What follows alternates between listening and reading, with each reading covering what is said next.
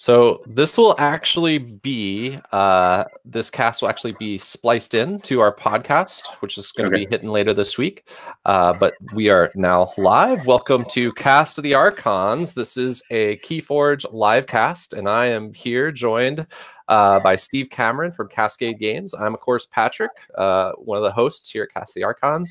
And I'm really excited to have you here, Steve, because you're kind of going to be able to give us a different perspective on what's going on as far as events for Keyforge. And so I'm really excited to hear all the details and information. Some of it has filtered out in different venues, and I'm hoping we can consolidate it all onto one interview here. So welcome, Steve.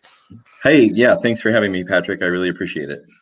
So, Steve, why don't you introduce yourself and kind of talk about your background with gaming, and then we will go from there into more of the official Cascade stuff and the Vault Tour. Sure. My name's Steve. I'm with Cascade Games. I'm the operations manager, which means I pretty much just kind of keep all the plates spinning and do the bulk of logistics, making sure that we get all of our stuff to all our places and have schedules up. And then I'm also the primary liaison with Fantasy Flight and kind of directing how all of those premier events, get produced and executed and run and advertised and all that good stuff. So, I've been with Cascade for about 3 years now. I guess it'll be 3 years coming up in May. Okay. In between, my history with gaming started 25 years ago. Is that right? Oh, wow. 25 years ago when I ran a little store, a little comic and game store in Eugene, Springfield. I like Springfield comics and games, and had a couple of other locations down in Eugene, and then kind of moved away from it into some other professional avenues. But oh wow, I didn't know you used to run your own store. It's pretty sweet. Yeah, well, it was a couple of stores. I was running them for an ownership group that didn't really understand comics and games. They were sports cards guys, and they're like, we should open a comic book store. And I'm like, I can help with that, right? Like, I can help with that. That's awesome. And, it was a sports card store for about 6 or 8 months and with comics. And then it became a comic store with games and some sports cards, right? Yeah. So, and I also definitely see you posting a lot on like the Keyforge Facebook groups and stuff, and not just about Cascade stuff, but just general gameplay. So it seems like I absolutely love the game, right? I think it's one of the best new games I've seen in a long time. Although, to be honest, my last 2 weekends have been completely consumed playing Gloomhaven, but it is a consuming game. Yeah, but when I'm not playing Gloomhaven, I'm definitely playing Keyforge. That's awesome. But yeah, I think that I weigh in on things from time to time. Because I'm doing some other stuff, like deeply involved with the game, I need to sometimes temper my responses. I spend a lot of time like talking to my computer screen saying like, who would ask that question? Like, why would why don't you just read the rules, right? Like, I just keep those comments to myself, but things happen. Like I think many of us make those comments to ourselves. Yeah, but they're best kept to ourselves. Yeah, the whole crucible debate about people like being upset when someone doesn't say GG. I'm like, cool, like I can play this game for free all the time. Like that's the most important thing to me. If someone leaves, I'm just gonna click a new game and keep going, right? So but yeah, so I in general I try and weigh in on things that I'm passionate about around the game, but and then try to do the best job I can of getting like concise information out about the events and stuff that we're trying to run, and along not just Keyforge, but all the Fantasy Flight stuff that we work with, X-Wing, Destiny, and L5R. Awesome. So then can you explain, because I've even noticed as I've talked about Cascade on the podcast, that people are like, who's that? Can you explain who Cascade Games is, like what they do, where they kind of came from, their connection with FFG? Yeah, absolutely. So, we've been a premier, level tournament organizer for, pushing 20 years, involved, initially with, the Magic scene, and we're a provider, one of the Grand Prix tournament organizers, have run, Grand Prix for, up until just a couple of years ago when Channel Fireball took over all of those. And then, through its history, World of Warcraft TCG, the original version of Upper Deck Versus, the current version of Upper Deck Versus. And so our owner Tim Shields, who's been a friend of mine for a long time, actually we met each other when I was running that game store down in Eugene, and so he and I have been friends for a long time, and he really took the business and built it from nothing into what it is today, which is, essentially a premier level tournament organizer working for publishers across the board game, TCG, LCG, and board game space to provide those top level large scale events. Awesome. Yeah. That definitely explains it. So let's talk about this Vault Tour that's coming up. Yeah, we've heard a lot of details, we've heard bits of details across different articles over the last, I'd say, 5 months or so. And then just this week, they really posted a lot of the details as far as pricing goes. And so I just want to kind of dig into what the Vault Tour is, what it's kind of supposed to be. And so first of all, can you just tell us what cities and dates we have for the Vault Tour coming up? Sure. So the current locked in dates and tours are your first one here coming up at Emerald City Comic Con, March 14th through 17th. It's in conjunction with Emerald City Comic Con, but I think importantly for Keyforge and the other FFG games is we'll be in the Hyatt Regency, which I think is 808. Yeah, maybe something like that. A couple blocks away. Yeah, a few blocks away, past the Paramount Theater. Not the Olive 8, but the Hyatt Regency. And you won't. No badge is required to attend those events. So, if you were thinking how can I come to this because all the Emerald City badges are sold out? Great news. You don't need one. So that's awesome. Come on down and play Keyforge literally all weekend if you want. Sounds great. Yeah. So that's our first one. Next one will be at Adepticon in Chicago, March 27th through 31st. That's going to be another 4-day event. And then the remaining locked in ones at this point are our standalone FFG events, Premier Play Denver, in Colorado, coming up April 27th and 28th. Adepticon is March 27th through 31st.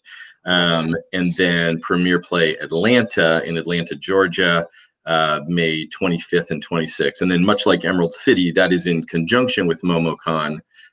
There in Atlanta over Memorial Day weekend, but there is no badge required for the Premier Play section. So we will be running events inside MomoCon all 4 days.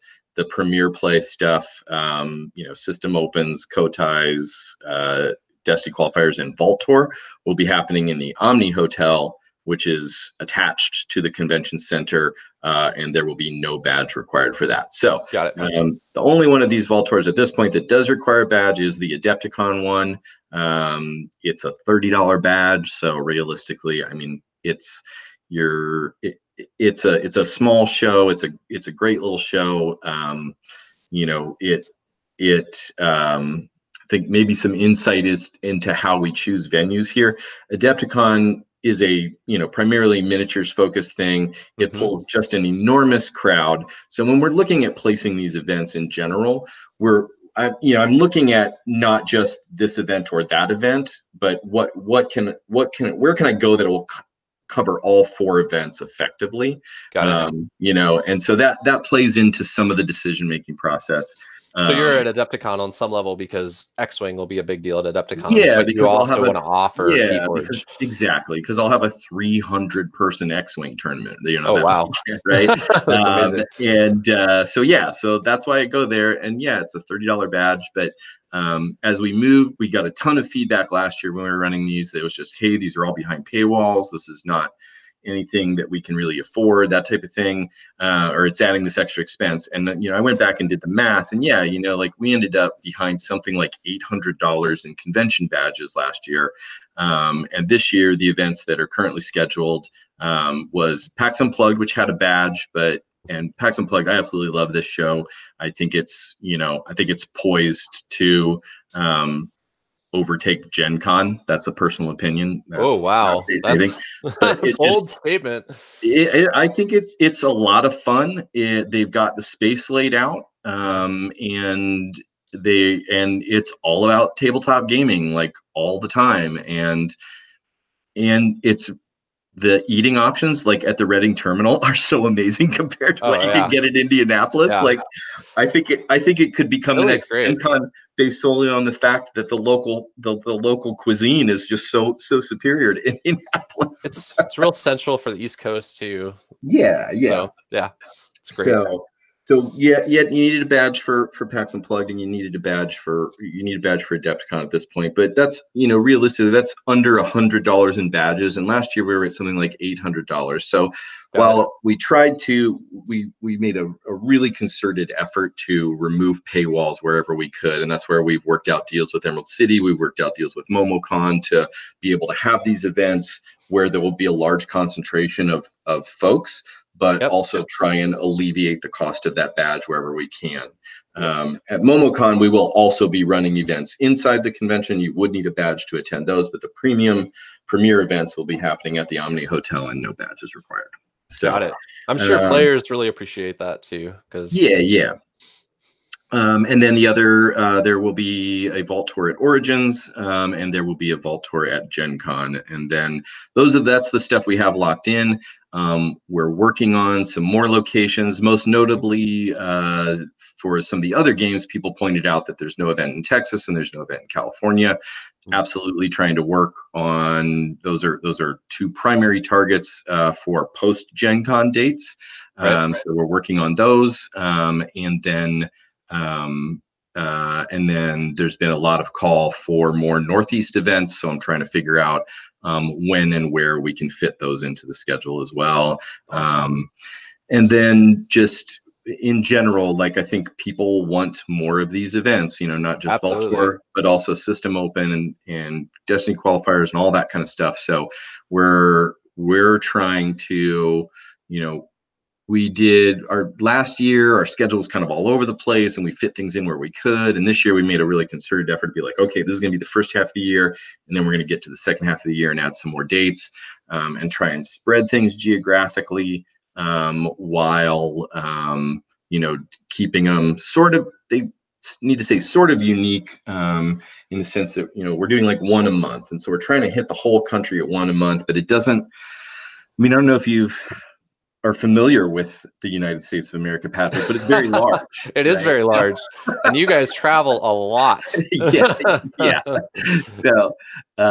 So yeah, there are a lot of challenges, and all we want to do is make these things happen for people who love these games, because we love these games, and we just want everybody to have a good time playing these games, right? Yeah. So yes, I know there's not currently a Vault Tour or a System Open in New York, or any further north than Philadelphia from PAX Unplugged, and I absolutely am working on that. So yeah, just stay tuned, have faith. All right, good to know. That's great news. Yeah. And so if I am coming to a Vault Tour, what kinds of formats and events am I going to be able to participate in? So lots. For Keyforge. For Keyforge. So what we are, I think the Emerald City schedule, or the Seattle Vault Tour, whichever way you want to call it. I tried to build out as many of the formats as we could. Unfortunately, like the one thing that we get a lot of call for that just like time wise doesn't really work out is like the adaptive format. People really like it. I've played it and I agree it's a really fun competitive format. Unfortunately, it's just having with this game having best of three like hour-and-a-half rounds. It just doesn't work on a Right. large scale, right? If you've got 100, 200 people playing and you've got an hour-and-a-half time limit, you will have people that finish, someone burns through someone else, two games in 30 minutes. And you will absolutely have people that play for 90 minutes, right? And it's just no, if I show up at this event and I finish my round and then I have to sit and wait for an hour to play my next event, like that's just not fun. Right. Like I used to One get lunch break antsy. is fine. 4 lunch breaks or whatever, less fun. Right. Yeah. Right. Like when I played a lot of Magic, I was absolutely a burn player, and my matches were done in 30 minutes, and I always had 20 minutes, right, to get at this point. And that 20 minutes, like I was starting to get antsy by the end of it, so I can't even imagine like having to wait an hour to play my next. It just like as a player, you lose your own personal momentum, right, and focus, and so unfortunately, best of three matches are not something that is really going to be happening. But what can happen is pretty much everything else. So I believe I've got on the Emerald City schedule, we've got survival, both sealed and Archon. So bring your decks or get new decks, and auction, and I think I've got a reversal event on there. Exciting. And so then bring your bad deck. Yes, absolutely. And then also a format that I actually played at a local game store here, which people have asked questions about, which is Double. And Double is just sealed or Archon. And you have two decks. You trade your decks with your opponent, and then your opponent is going to ban one of the decks just based on house combination, right? Oh, nice. So it adds a little bit. You see their houses, but not their deck list. Exactly, right? Okay. It's like, okay, like I know I don't. So I like it because I'm not a huge fan of either looking at my opponent's deck list or letting them see my deck list. I think it takes some of the mystery and discovery out of the game. Yeah. When you're playing that game. So that's kind of one of the other reasons I really like the double format, is because is there any requirement on the double format where they have to be different houses in some way, or can you bring two? Haven't done that. I suppose you could bring like two of some nasty annoying combo if you wanted, right? Cool. And then you just are like, well, I guess I'll choose that guy because he's got the dumber name, right? Like, and hope that works for you. Right? So at this point, like how we've set it up, there's not. But I really enjoyed playing it. Like I brought two decks to a local game store tournament, and somehow like I did actually end up only ever playing one of the decks, and I think it's because the other deck I brought had shadows in it, and I had one deck with shadows and one that didn't, and everybody picked like the one. I was like, I don't want to play against shadows. No bait and switch for you. Yeah, right. They're like, I know how I'll avoid bait and switch. You won't be playing shadows this round, right? So yeah. So what you need is a bait and switch that's a renegade card or whatever, and another yeah. Get a maverick bait and maverick switch. Bait and switch. That great. So that I like that format, and we've got it on there. And so I think we've hit, other than Triad and Adaptive, just about all the other formats are represented on that schedule. So there should be something for everyone. The main event will be sealed solo, so you're only going to play with one deck, but you are going to get to open 3 and make that choice. So that should help alleviate, it'll give folks some options, and hopefully raise the overall power level of the deck, since everybody's going to have a shot at three different decks. So it's sealed. So I get 3 decks, I open them, and I pick one that's going to be my deck for the event. For the rest of the tournament, and the other 2 decks are just, you know, scan them into your app and take the amber. Yep, which we can use for other things we'll talk about in a minute. Awesome. Yes, exactly. Do any of these events require any kind of power level? Like, do any of the No, none of these events will be requiring power levels. They will be awarding power levels. Okay. Which, awesome. yeah, like, are we to the part where we talk about that stuff yet? So we can, but yeah. I just want to know, first of all, if they will be gaining power levels based on playing this yes. in these events. Do chains have any impact at all in these events, or are they just like completely? No. A deck with chains at these events. You know, chains are meant to help regulate your local meta. So right. They will not be enforced at any of our events over that weekend, and your decks will not earn chains over the weekend either. They will earn power levels. Awesome. That was my understanding. I just wanted to clarify, make sure so there's no confusion. So is there anything you're particularly excited about as far as formats? I guess you talked about that doubles, but was there anything else? I think it's really cool for the main event. You'll get 3 decks and pick one. That's really nice. Yeah, and then the other thing about that main event is like, when we do get to the finals, that final 2 will play adaptive. So what you'll get is, you know, everybody battles with what they think is their best deck all the way to the end, and then when we get to the end, because we're not waiting on any other matches at that point, we will do that final 2 will play an adaptive, you know, knockdown drag out battle for the ultimate championship. So, that is awesome. I love that. I love that. That's fantastic. So if you really want to play adaptive, just be in the finals. Yeah, just win. Yeah, like, just win. Or get second place. Like, come on, guys. All right, so let's talk about this prize wall for a second. Yeah. So all these amber shards by registering decks, and also by playing at like local stores for like the chain bound events and stuff like that. But we didn't really know what we were going to do with this amber until just a day or so ago. And so we got a good look. I'll put in the show notes a link to the article, but there's some pretty crazy stuff in here. This is kind of the standard stuff that I expected, like chain trackers, like the little cards, deck boxes, play mats. They're all themed pretty much by house, and so there's also house sets, which I assume is all 3, right, by theme. Yep. There's one play mat that's not themed by house that I really like. Looks really good. It's the one. It's basically the 2-player mat cut in half almost. Right. So, yep. And then there's going to be some new metal keys that actually say Vault Tour on them. They look similar to the old ones, but they just are marked. And I don't know, the metal keys have been by far the most popular prize I've noticed, at least at local stores. So that's really exciting if you're looking for metal keys. And then there's some surprises. I think, at least I was surprised. There's hoodies, t-shirts, hats, baseball caps. Even a really cool looking messenger bag.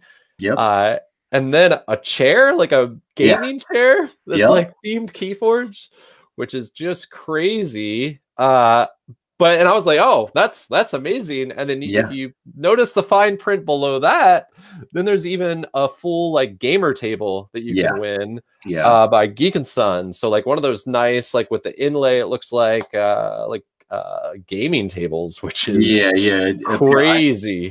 I have not seen it yet. I have heard tell of this table, but yeah, it is going to be completely themed out. They are working to get it delivered here so we can bring it up to Seattle with us and have it on display at Emerald City at the Vault Tour. So awesome. We should be able to get live hands-on up close and personal with that table here at the Vault Tour. Now, my understanding is that that table is going to be at the top end of the, of the amber cost. And it is not likely that anybody in Seattle will walk away with that table, Right. but yeah, there's It'll take some events and a lot of, well, yeah, there's some of these people have been buying, cases of decks.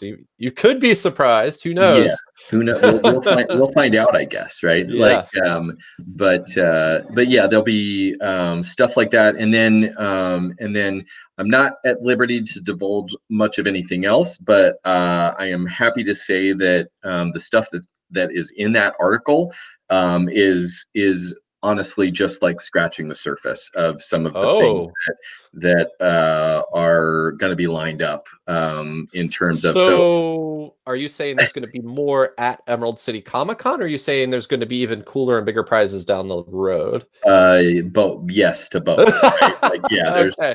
that was not everything that will be available at Emerald City, and it's the idea is to have several different types of prizes that kind of rotate in and out as well. So you may see things that are available in Emerald City, and then they're not available at Adepticon, and then maybe they circle back in Denver and things like that. So you'll see a lot of like shifting of what's available, and so kind of how that stuff will go in and out is the details are still getting worked out, but that is the general idea. And then there are also some prizes that are,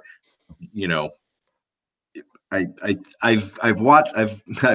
looked in multiple threads, and I've seen people go, it would be cool if this was a prize. And I'm like, yep, it would, wouldn't it? I think if you Hold my beer. if you look at Alex Watkins' AMA from yesterday, you'll see that he sort of cheekily responded about some questions about alternate art cards and Awesome. and that kind of stuff. He was like, "That's a very good question," smiley face. So, that's exciting. Read into that what you will. Yeah, that's awesome. That's very, very exciting. I look forward to that. Yeah, those announcements. I look forward to that. It's awesome. Yeah. And then there's also unique pins that everybody gets at each event. So as you attend these events, you can kind of collect pins. Do those cost Amber shards? Or they just get them for showing up? Or good question. I don't know. I don't believe there's going to be any participation level prizes. Okay. I believe everything is redemption based. So okay, good to know. Unfortunately, I don't yet have that schedule of what things are going to cost or how the tournaments are going to award. I think they're going to be similar to how Chainbound events award Amber, but I think they will also be juiced a little bit above that in some respects. So okay, cool. Yeah, good to know. That's awesome. And so let me ask you this, because one of the things I've noticed about Keyforge is we have a lot of players coming from lots of different gaming backgrounds, and they don't all necessarily have the background that I guess some people assume of like playing at a Magic event at a local game store or whatever. So if I'm a player of Keyforge and I want to show up to one of these Vault Tour events, what are kind of the things I need to be bringing? How should I be prepared? Sure. What would you like to see players walking in ready to go to play bringing to these events? Yeah, so you definitely want to have the Keyforge Master Vault app downloaded and on your phone. Any deck that you are planning on bringing to play in any of the Archon tournaments, you should have registered in the app. Okay. And then as you in the sealed events, as you get the sealed product, you will need to register those decks in the app as well. Got it. You should. I don't know. Actually, I don't know if that's going to be a requirement because we will have decks and we can scan the QR codes off the decks themselves. But for good measure, you probably want to just get them right. registered in the app, anyways, right? Because you'll get an Amber Shard for it, if nothing else. So yeah. So that's the main thing. These will be premier level events. So the opaque sleeves, which means sleeves you can't see through, will be enforced. In terms of tokens, we will have tons of the standard cardboard tokens available. So if you That's good to know. If you don't have that stuff, we will have it. If you use some other type of token system, that is allowed, but it must be very clear what things are. And so your opponent doesn't get confused. If you use 7 different colors of colored beads, that may not be the best way to do that, right? So because they're all beads, and if I've got to remember that white ones do this and blue ones do this and green ones do this, and that can get confusing. And so I think that I'm excited to run this first one. I think it's going to be really great. It's going to be really awesome to see high level competitive play happen. Like you said, there's a bunch of folks that are. The great thing about this game is it has pulled in like so many casual gamers that are like, oh, this is neat and I love it, and maybe I do want to play competitively because of how I feel about this kind of level playing field, especially in a sealed environment where everybody's sort of opening things and getting what they get, right? So there's a great equalizer. The other thing that I've seen is there's folks that just haven't played things competitively before, and there's at your casual play, there's a lot of like, oh, whoops, I didn't mean to do that, right? And can I take that back? Well, most of the time, and even at local game stores, I'm sure at Uncle's and the ones I play around here, it's like, yeah, sure. I see you didn't read that guy had elusive, go ahead and or you can't attack him because he has taunt or whatever, right? Like, because this guy next to him has taunt. People need to understand that this is a competitive level event, right? There are not only is Amber on the line, but the person who wins it is going to get, flight and accommodations. Don't quote me on that. Flight and accommodations, I think, to another vault tour. So awesome. You're playing for some pretty big prizes here, and so things are going to be enforced at a more competitive level. And so, I don't want to scare anybody away, because ultimately I think this community is really fantastic, and most people are more than happy to go like, oh yeah, you can take that back. But you shouldn't expect that somebody's going to let you replay a mistake, because this is a competitive event. Right. No, absolutely. And certainly in the main event, you probably will get a little bit more of that, loose, slightly looser casual play in all the side events. But that main event is going to be, lots of judges available to make sure that game states are being kept correct and all that kind of stuff. And if you attack into that guy's elusive creature when it doesn't do damage, you're probably not going to get to take back that attack, right? Yep, got it. Very important. So yeah, I agree. I don't think it should intimidate people at all. I have gone to every level event as both a casual and at times competitive player, and I still have fun regardless, even if so yeah. Just realize there's no take backsies. No take backsies. That's the biggest thing. No take backsies, opaque sleeves, no dice, tokens that very clearly state what the thing is that they're representing. I suspect whoever is selling opaque sleeves there is going to sell a lot of opaque sleeves. Right? Yeah. Awesome. Cool. Anything else you want to let us know about the Vault Tour before we any other events not related to the Vault Tour maybe they're coming up too? Or we'll have at Emerald City, we will also have small events for Destiny, L5R, and X-Wing, just sort of like quick pod stuff. And then we're going to be, then the next thing after that is we're going straight from there to C2E2 in Chicago, where we'll have some Keyforge events, but really tuning up for Adepticon the week after that. And PAX East the same weekend.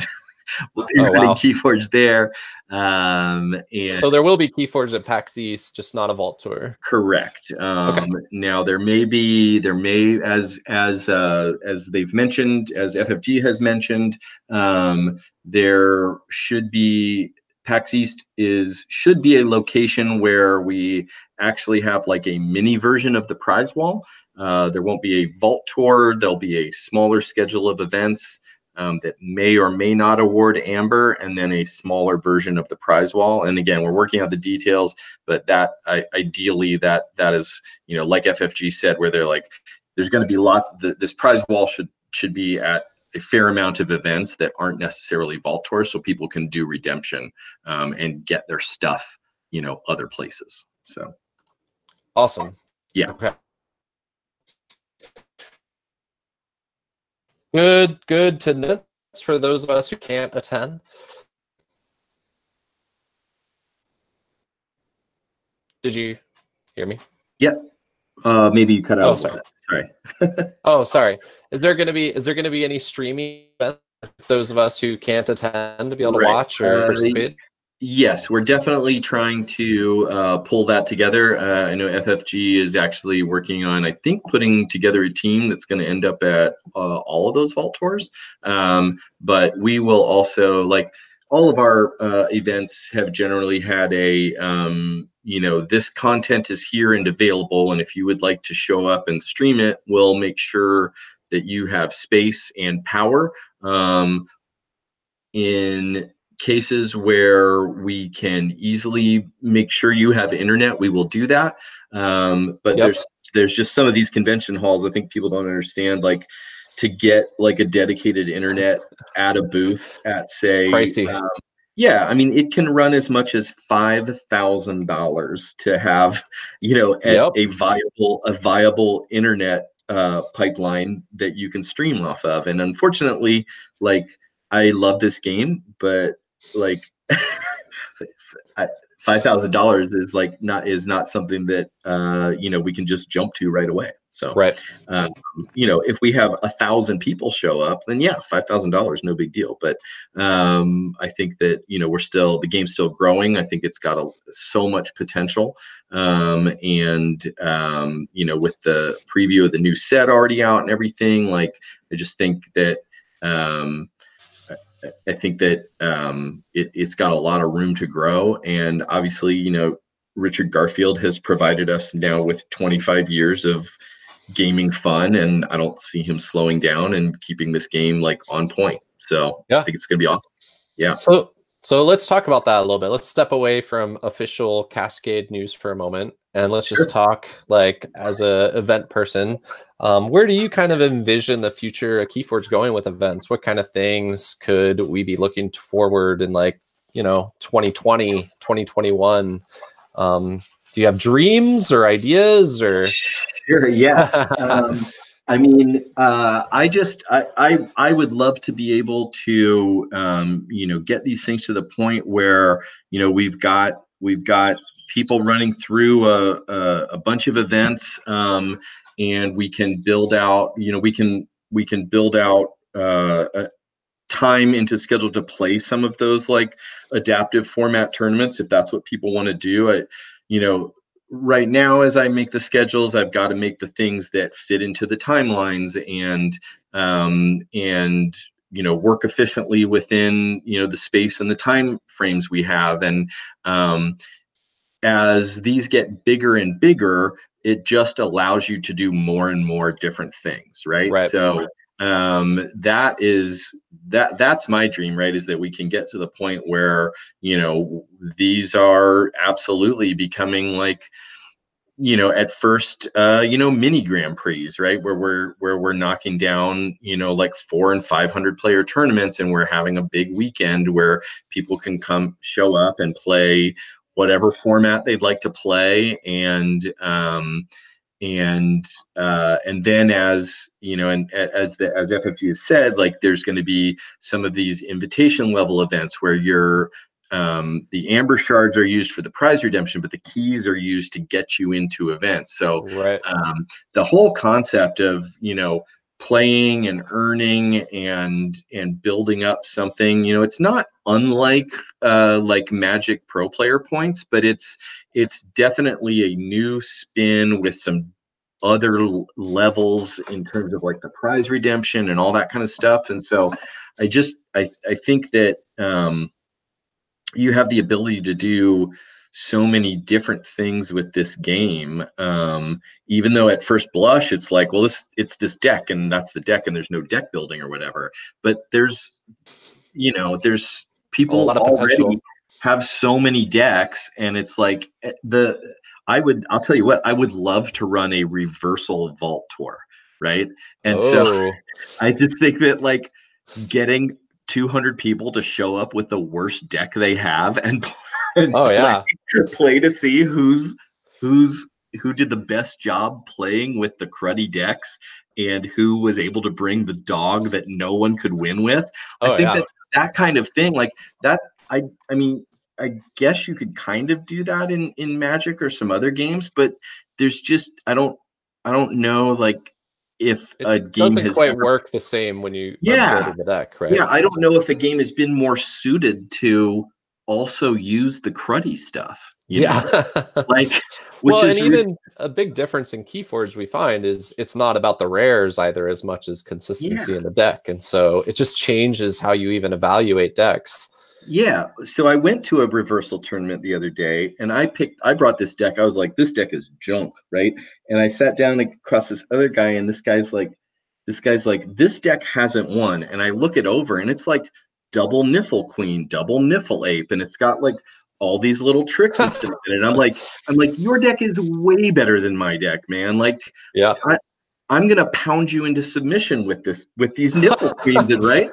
It was awful. I never won it. Like, this deck that totally looked good on paper was total junk. Like, and I'm like, I knew what I was playing. I knew the crap that I had brought, and I still couldn't beat it. Right? Like, I was like, and so that's the thing. Like, I'm constantly surprised by this game. Right? Like, and I'll do you one better. One of my scores, we ran a reversal format where one of the players brought 4 horsemen deck to try and prove a point that 4 horsemen were as good as everybody thought, and he came in second in the event. So he was like crushing 4 horsemen. Yeah, he kept crushing his own 4 horsemen deck. Sure. Yeah. So the game is surprising in that way. Yeah. So I really love that about the game. So, and to the idea, like, I think maybe that's my personal goal, is to run a large reversal vault tour where everybody is just playing with the worst decks they can come up with, right? So save those worst decks because they can be like top prizes later on. Exactly. Yeah. That's what I would love to see. Are there ways the Keyforge app is really, I mean, does that excite you, the way it's able to kind of track all this stuff? And I would imagine you'll be able to leverage it as far as like getting the word out about your events eventually and that sort of thing. Yeah. I think that they've got, I think they've got a good base, and I think that they've got a bunch of plans for what they want it to be able to do. And just being able to, it's been really fun, if you think about it, just to like watch that number of registered decks just sort of grow, like never ends, right? I'm like, everybody's like, when are we going to get to 500,000? I'm like, look, we just crossed 600,000. Like, when are we going to get to 1 million decks, right? And so it's just kind of fun to see that keep growing, and it's like a constant reminder of, hey, people are playing this game. We're getting new players. Now this week, with I think a bunch of retailers got product back again, and hopefully that will just kind of give it another injection. And then as we roll into these Vault Tour events where people get to really come and play lots of these will be the biggest scheduled event schedules we've had at this point. I'm interested to see how people feel about playing Archon. With an interesting note so far is that I've seen a lot more, and I guess it's because of the product availability issues, is that sealed events at where we've been running events, sealed events are way more popular than Archon events. People just want more product, right? Or they want that blind factor of going into an event and playing with something new. Like, I've gotten to the point where I've got 3 or 4 decks that I think are really solid, and so I'm looking for more Archon events to try those out. and I'm actually having trouble finding them because everybody wants to play sealed. Yeah, I do see that being, I mean, you see that in games like Magic too, where people love draft. Some people are all about draft or sealed, and some people are all about constructed. And I do see that being one of the bigger divides, I would say, in the community, is people who like sealed versus, and it is, I think, partially product availability is one of the issues. So cool. Well, the last question I have for you is Age of Ascension. What do you think? Like, as a player, as an event organizer, are you excited about it? What do you think about this idea of like new card pool still kind of mixed in with some of the old cards? What do you see for the future with that? Yeah, I mean, I think it's great, right? Like, it sounds like the mix, like 2/3 new cards, 1/3 old cards, sounds like perfect to me. The idea of getting to learn, you know, I'll take a step back for a minute, and like the whole thing about like Richard Garfield's idea of the discovery points in this game, and like figuring out stuff, and how things work together, and how things grow and start to work with and against each other. I've actually kind of taken that idea. It's probably something that I always sort of had in the back of my head, but this game and his comments about it, really like sparked something in me about like, yeah, like this is why I love games. And I never really thought about it like that. And I've taken that whole idea of discovery, and like as I've been playing new games with my family and everything, I've been like, hey, like my brother's very competitive as well. And he's like, what are the rules? Like I have to win. And I'm like, why don't you just, take a breath and we'll play a game, and I'm gonna win because I already know the rules, and you're gonna lose, but you're gonna learn something, and that's how you're gonna learn the rules. Like, let's try not to like figure out all the rules before we play the first game so you can try and beat me. Let's just, let's let you discover this game and how it works, and I get to beat you the first time because I know what I'm doing. The first time, but maybe not the third time. But maybe not the second or third time, right? Yeah. And then my niece beats both of us. So like whatever. Oh, awesome. That's great. That's fantastic. But that idea of discovery, and this idea that we're now going to get to like fairly immediately see 200 new cards and how they interact, and wondering like which of our old favorites are in the new set and everything, right? And then like not like the new mechanics, the whole alpha and omega thing, I think adds a huge level of strategy, right? And how you're going to play that hand. You kind of had cards like that with like treasure map and stuff right now, right? But these alpha and omega cards very clearly are going to just shape strategy and tempo, and I think just add a whole nother level to the game. And at the same time, like I feel pretty confident that Call of Archons decks will still be very competitive against Age of Ascension. It's not like new set, new power level automatically beats the old set, because there's just those combos that are gross in the original set are still going to be gross. It just seems like it's much easier to control power creep when you're controlling kind of what cards are in the pool. Yeah, right, exactly. And so I feel like they've spent they have very deliberately spent a lot of time making sure that everything stays competitive against one another. And the more cards you get, right, that may change at some point, but if I can always pull out that original deck and I don't know, say play 2 Loot the Bodies and a Champion's Call against your line of 8 guys, like then I don't really care if you can alpha and omega me, right? So,